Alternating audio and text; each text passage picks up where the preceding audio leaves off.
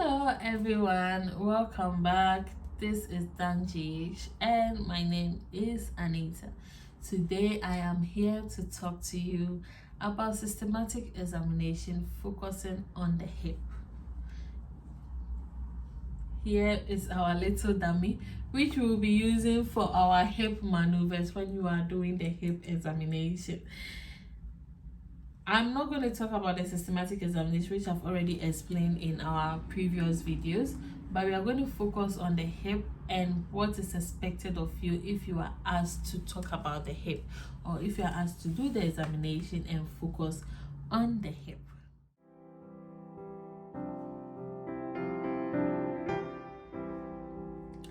So welcome back, and this is what we're going to use for our maneuver. My daughter's toy. So sorry, I haven't got an actual toy for this, but I hope it makes sense as we do the hip maneuvers to help with the examination. When they ask you what the examination is about, just as we discussed in our previous videos, there are 4 things I always used to explain to my students, and that's going to be the what, the how, the when, and the what if.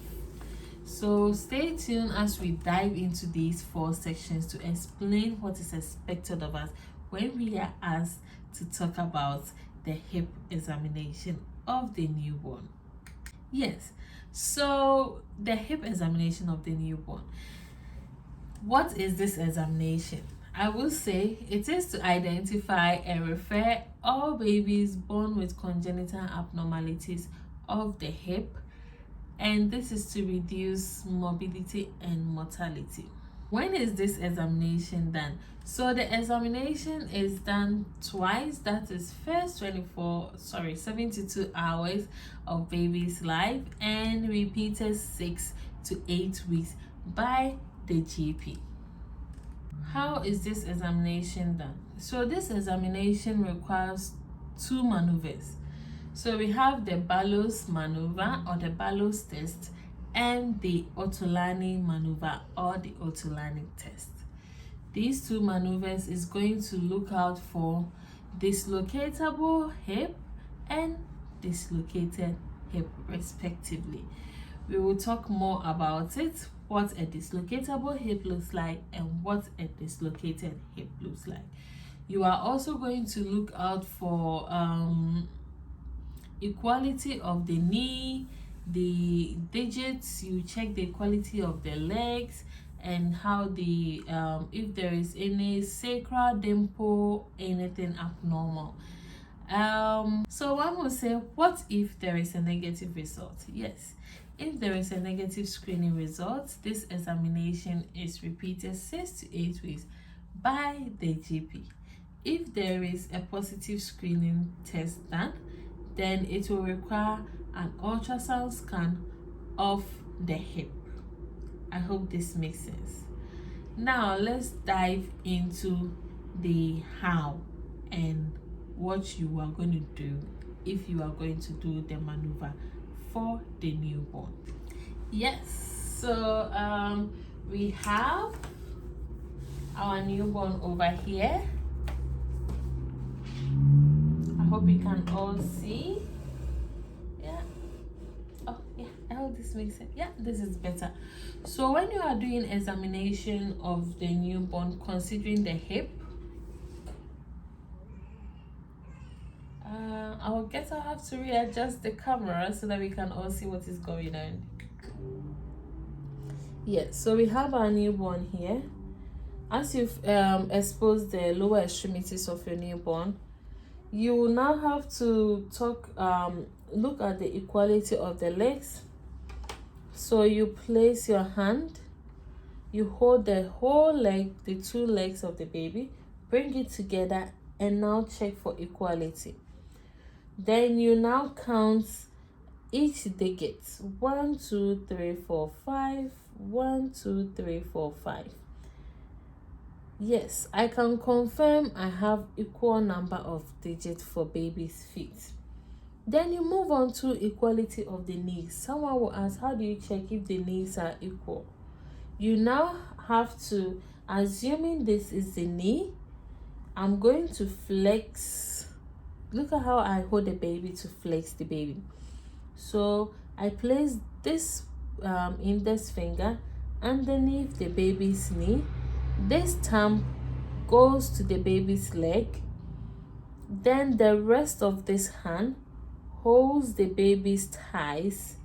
Then I flex it into two. So if it's an actual baby, if you have a dummy, you can try it. Index finger underneath the knee, the thumb holds the leg, and the rest of the hand holds the thigh of the baby and flexes it together. I'm going to do the same for the other hand. I flex it together, and you now place it down. Then to check the equality of the knee. If it is not equal, you realize that one is above the other. If it is equal, you realize that they are all together. I hope this makes sense. As you've checked equality of the baby's knee, you now have to move on to the hip. There are two maneuvers, as I mentioned earlier. The Ballos maneuver, which checks for dislocatable hip, and the Otolanis maneuver, which checks for dislocated hip. If you want to know a dislocated hip from a dislocatable hip, now a dislocatable hip, you realize that the pelvic bone is already showing when you are doing the maneuver out of the hip. It's already protruding, visibly showing. And a dislocated hip, as you do your Otolanis maneuver, you realize that there is a clanking sound, or you always be hearing sounds as you do the examination. Then you move on to the sacral dimple. You assess for sacral dimple. Now let's do a Ballos maneuver. How does a Ballos maneuver look like? As you have flexed the knee together, the baby is already lying down. You flex the knee as I showed you. Now you hold it intact. A Ballos maneuver, let's move it this way. A Ballos maneuver, you do one leg before you move on to the next leg.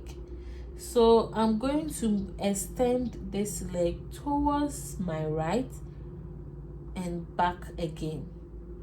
So that's how the Ballos maneuver is. You extend the leg towards the right whilst this is in position. So you tell probably the examiner or the patient, Helen, so I'm going to perform the Ballos test. So the Ballos test, I'm going to extend one leg after the other.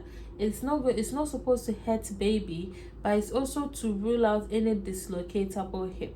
This is shown by the pelvic bone protruding out of the hip, which is visibly seen. So I will extend. I'm going to start with the right knee. I will extend it right, then I'll bring it back. If it is normal, the examiner will tell you it is normal. We move on to the next hip. I extend it back and left back again. Then we now have it. I hope that makes sense. So you extend it, then you bring it back, then you extend this, then you bring it back. That is your Ballos test. Let's move on to the Otolanis test. The Otolanis test is to check for dislocated hip, and that is identified by clanking sound. While clanking sound is spelled like C-L-U-N-K-I-N-G. So let's do a clanking sound. When you are doing an Otolanis test, you have to again do one hip before the other, just as they are all back in position, like how you hold the knee as I showed you. The Otolanis test, now this way is a bit better. You press, if I'm going to use this leg, I press it down and move it forward. That is how you do an Otolanis test. You press it down and forward. If it's dislocated, you'll be hearing all those sounds. Sorry. That is your clanking sound. Once you are done, you move on to the next one. You move the next hip, you move it down and forward. So that is how you do your Otolanis test. I hope this has been super easy.